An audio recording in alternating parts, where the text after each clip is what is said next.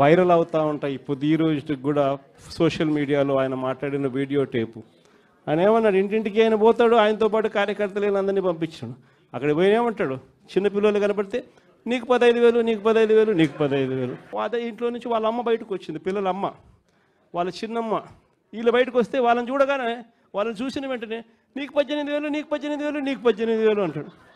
సంతోషమా అని అంటాడు. మళ్ళా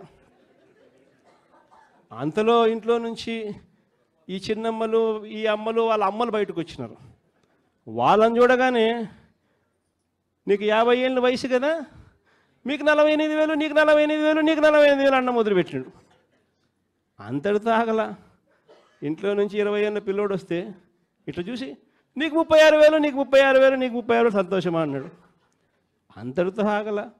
ఆ ఇంట్లో నుంచి ఒక రైతు బయటకు వచ్చినట్టు కండువా కప్పుకొని, రైతు అని చెప్పి ఎప్పుడైతే చూశాడో నీకు 26,000, నీకు 26,000, నీకు 26,000 అన్న మొదలుపెట్టాడు. ఇలా మనం చెప్పిన దానికన్నా కూడా 3 ఇంతలు 4 ఇంతలు ఎక్కువగా ఇస్తాము అని చెప్పి ప్రతి ఇంటికి కూడా వీళ్ళు చెప్పిన మాటలు వీళ్ళను వెంటాడుతూనే ఉంటాయి. ఏ ఒక్కరింటికి వీళ్ళు వెళ్ళలేని పరిస్థితి రాష్ట్రంలో ఈరోజు నెలకొని ఉంది.